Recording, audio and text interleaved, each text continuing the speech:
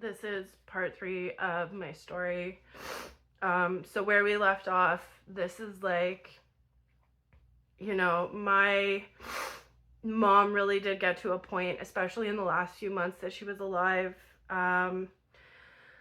of she would just know, like, if my dad came home and he started drinking, she'd go right up to bed and he'd sit there and be texting her nasty things, and she just started to completely disassociate from, you know, the psychological, the verbal abuse. And yeah, it was really a lot. And for the first 6 months after she passed away, I stayed at my dad's house. I had a really hard time, considering everything. It was like so hard for me just to function, just to be a normal human being.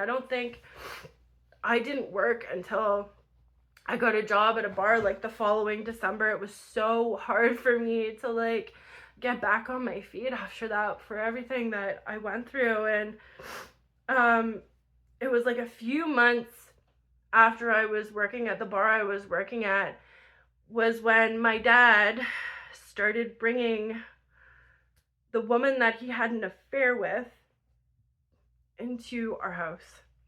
And my mom, excuse me, always said to me, don't let that woman in our house. Don't let that woman meet my grandkids. And I couldn't stop either one of those from happening. So the part, this is where things get really, really kind of graphic and traumatizing. This is like a trigger warning for anybody. So things got really toxic at my house with my dad. So much so to the point, I mean, there was one point, and I have pictures, I have documentation of all of the stuff that happened. He took my bedroom doors off of my room. He took my bathroom door off of my bathroom. He consistently got drunk and called the cops on me every week. I had friends messaging me, hey, why is there cops at your house? And I'd just be sitting there crying, like, York Regional Police literally have like a crazy story on their hands. There's so much that happened. But it really just got to the point of he couldn't stand me. He wanted me out of that house. And there were so many things that happened. And I get it. He just wanted to move on with the woman he truly loved. And he wanted to start his new life. And he wanted to, he really just wanted everything that was my mother gone. And one of the hardest things that I had to go through was watching him throw all of my mom's stuff out with this woman that he cheated on my mom with, redecorating my mom's house, throwing out things that were my mom's, like just completely any part of that house that was still my mom was just ripped out and painted over and removed. And that was really hard. It got so bad that the person who helped me through my addiction, helped me get clean, he told me one day, he's like, Charles, you got to start packing your stuff. You have to start. So I did. One day my neighbors had a whole bunch of boxes outside their house, and I just walked over. I'm like, hey, he's like, take all the boxes you want, and like, my friend at the time was just like, you gotta pack all your stuff, you gotta get out of here, like, that you can't live like this. And there was a point where like I truly manifested this apartment by sitting at a beach. I would go to this beach by my house 6-7 hours a day sometimes, because I left before my dad would get home from work, because his girlfriend would come over and she'd stay there till 9 or 10. So I would just go and sit at this beach by myself for hours until she left. Like, at that point, I really didn't want to be around either one of them. It was a lot. It was a lot. And then it really got to a point where, my dad got a court order and he had it on the kitchen table and was threatening me constantly.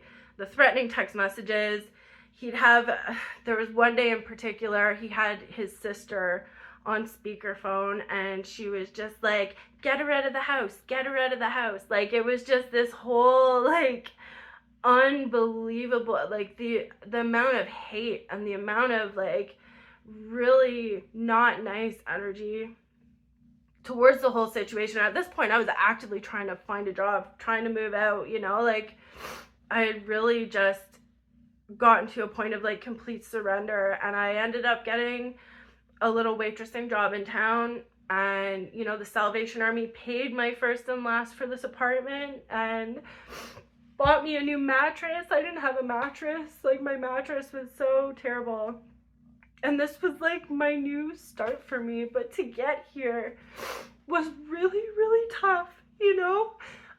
There was a point where my dad had a chain lock on the fridge in the kitchen. I had no access to food. There was one point where I had a loaf of bread with peanut butter in my room. That was my food. You know, a lot of people I had around me at the time were really not in the headspace to like comprehend the trauma that I was going through or like be there properly for me. So a lot of this stuff I really did go through on my own.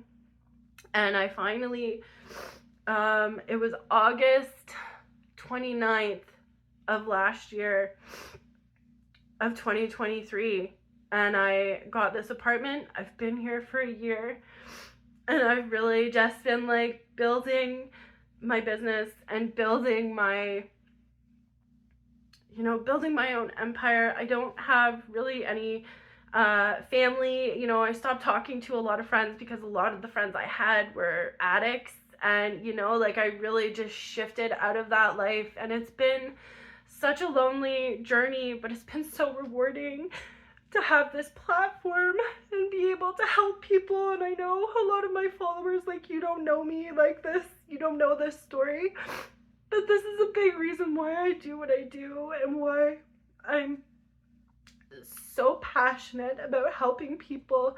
You know, it doesn't matter what you go through, it doesn't matter, you know, for a lot of people don't know, and I just had this push to like share my story. And I encourage you, if you have a story, you know, of survival, of literally getting through hell, please share it. You never know who it's gonna help, and you never know, you know, what it's gonna do. And I'm not sharing this at all to bash my father or my family. You know, I'm sharing real facts, real things that have happened to me, to my mom, in my family, you know, and this is all the result of somebody choosing not to heal, of somebody choosing to continue to pour their trauma into the family that they've created. And this is why it's so important that we are choosing to heal. We are choosing to be better people. You know, it's happening organically on the planet right now, but I just felt really called to share this. I don't know. I really, my intention with this is, you know, to help people. If anybody's going through, you know, an abusive situation, or, you know, something that's not normal, you know, share your story, talk about it. There's just been this like taboo energy around, you know, keep your mouth shut, don't talk about it. And I feel like it's so important for people to talk about what they've gone through and how they've overcome it. And I'm the prime example. You know, I had to detach and let go of my old life, and I'm still in the process of building my business, of, you know, really getting on track with my life. But I really felt called to share this story. There's so much more to this. This is just what came out. This is just what I'm sharing. I really hope this helps somebody. Thank you so much for listening. A lot of this stuff I really kept in for a long time. I haven't really told anybody, but I felt called to share. Thank you for listening. I don't really feel like there's much more I need to say at this point other than keep going. It doesn't matter what you're going through. It doesn't matter what, you know, people in your life are doing or projecting into your life. Keep going. I love you guys. Take care.